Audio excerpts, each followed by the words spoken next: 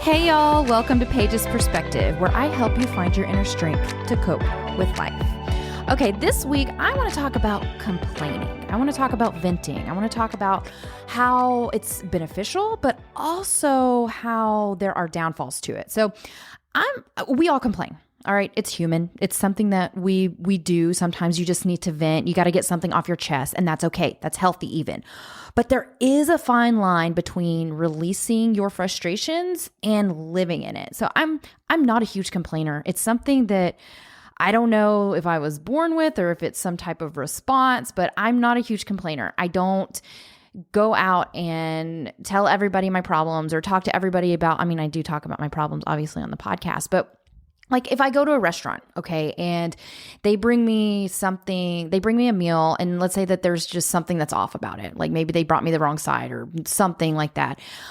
Honestly, I'm not going to speak up about it because I don't care. Like this is one meal out of my whole entire life. And it takes way too much energy for me to say, you know what? Hey, I ordered this. Can you please bring it to me and make this right? And blah, blah, blah. And like, I don't care. I don't care. I'm not going to complain about it. These are like small things, small issues. And I know a lot of people might think, oh, well, you paid for that. Oh, well, you need to let them know. Oh, you need to do this and that. I'm like, I just don't care. I don't care. So I don't sweat the small stuff. I don't like to complain about those things. Now, when I start complaining or venting, it's typically to my husband, and it's about big problems. It's about issues, that have to do with business or with podcasting or with family or something that I'm like, all right, I need to complain, get this off my chest, but then we can discuss a solution. So I just see it all the time where there are people on social media who just complain and vent and complain and vent. And it becomes like a habit, and it keeps them stuck. It keeps people stuck. It keeps them in a place where they, don't feel like they can move forward or get out of it. So here are the benefits. Here's the benefits of complaining or venting and when it's done right. Well, first, hold on. I wanted to share like what is the definition of complain. It is to express dissatisfaction, pain, or annoyance about something.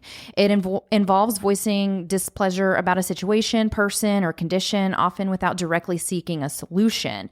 In simpler terms, complaining is saying, I don't like this, which a lot of us are in positions where it's like, I don't like this. And as humans, we're always going to be in some type of position that we don't like. But it can be verbal, like talking to somebody and telling them about it. It can be nonverbal with sighs, eye rolls. Okay, I'm guilty of this. Matt recently told me that I'm really bad about complaining with my eyes. or he said that I roll my eyes, but now I realize that I was complaining whenever he would say something or bring something to my attention, and then I would just roll my eyes. I don't have a poker face. Usually I'm just like, I don't know. I'll roll my eyes in a way that feels like, okay, you're attacking me or I'm being criticized. It's a problem. It's something I'm working on, but I realize that is something that I do complain about is with my eyeballs. Or it can be an internal thing where you repeat the frustrations in your head. So complaining typically focuses on the problem and not the solution. And I've tried to make our community more growth-oriented and solution-based to where if you do vent or you do complain or you do have something to say to get off your chest, yeah, we can validate you, but also I want to ask, what are you going to do about it? Because we're not powerless. We don't need to stay stuck in these problems. There are solutions. All right, so I'm going to backtrack just a little bit and look at my notes and look at the benefits of complaining. When it's done right, this is when it's done right.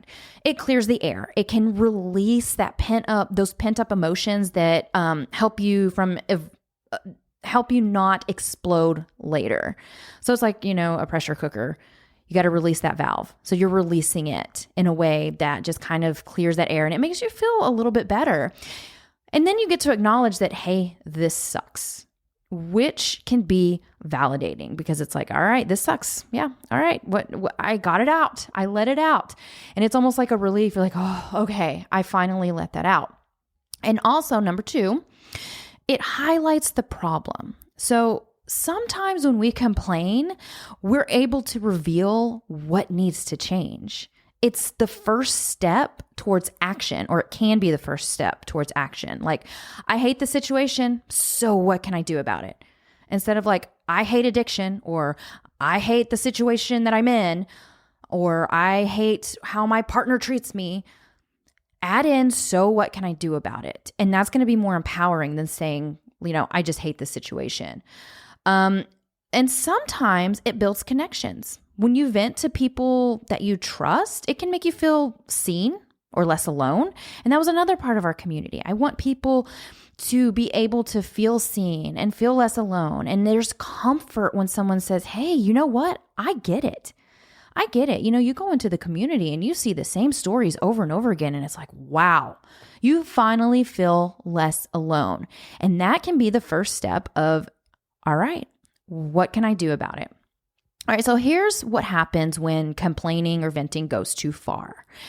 It can keep you stuck. So if all you do is complain and you're just constantly focusing on the negative and you're not acting on anything, you're not solving the problem, you're just reinforcing it. You're giving that frustration more power over you than it deserves. You just complain and complain and vent, and it's like, all right, it's gonna keep you stuck if you take no action. Oh my gosh, I cannot talk today. Okay. The second one is that it drains your energy and it drains others' energy. If you're constantly complaining, it can turn you into the person that people avoid. You end up focusing on what's wrong instead of what you can do. I know people that whenever they talk, like the only thing that comes out of their mouth it's complaints. It's like, it's just a complaint. And I personally, it kind of goes against my values when I'm with somebody who is constantly complaining about something. I personally cannot be around that because I feel like, is this necessary, what you're complaining about? Are you looking for validation or do you want solutions? What do you want to do with this? If they're doing it over and over and over again, it really drains it from me because I do take on other people's emotions. A lot of, empaths do that. I've had to learn how to balance that, but it does keep me away from certain people because I'm like, you know what? I just can't be around somebody who complains constantly. Number 3 is that it reinforces victimhood. When you complain without accountability, it's going to keep you powerless. It's going to make you feel like you have no control over anything. And then you start to believe that you can't do anything about your situation, when the truth is you probably can. I say this all the time, we have choices. We have options. There are solutions. It may not be what you want or what you like to hear, but it will get you out of that victim mentality when you start taking action. All right, number 4 is that it blinds you to what's good. Like when you fixate on what's bad, you're going to miss the parts of your life that are still good. And then the gratitude gets drained out. We can be in a really shitty situation. We can be in a crappy relationship. We can be in anything at work that's crappy or whatever, but you can also have gratitude as well. That's the 2 thoughts at once. We can have multiple thoughts at once instead of just focusing on the bad. You really are going to miss the good things if all you do is complain about what's going wrong in your life. So, where's the line? How do we figure out how to find the line between when it's okay, when it's not okay, and how you can kind of shift your perspective on this. So complain to release it, not to live in it. If you're complaining just to release it and to let it off your chest, cool, awesome, great. Don't stay there though. Don't stay there.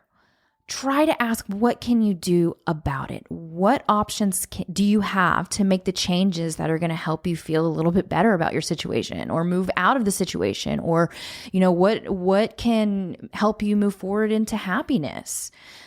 Number 2 is going to be use your frustration as fuel. If I'm this unhappy, what can I change? If I'm complaining about something nonstop and nothing is changing, ask yourself, what can I change? You can't change another person. You can't change a restaurant. You can't change your people that you work with. But what can you change? You can change the restaurant you go to. You can change the work that you go to. You can change the people that you surround yourself with. You have choices. You have control over what you can do. And the last one is going to be, don't mistake venting for progress. At some point, the conversation has to shift to action. So I know that validation is extremely important in the healing process. It is probably the number one most important aspect of healing and getting through very difficult situations. So it's important to speak your feelings and speak your mind and asking yourself, what do I need to do to change this? That's the important piece to venting and complaining. That's the important piece to it, because you're going to get validated, but you also have to realize that you can change the situation. You just got to figure out how to change the situation. So I saw this quote and I don't know where it came from, but I thought it was kind of cute. Complaining is like a rocking chair. It gives you something to do, but it doesn't get you anywhere. If you're done rocking, stand up and take a step forward. I know, kind of cheesy, but I liked it. I thought it was really cute. Anyway, all right, guys, that's all I have for this week. Until next time, I'm Paige. Bye.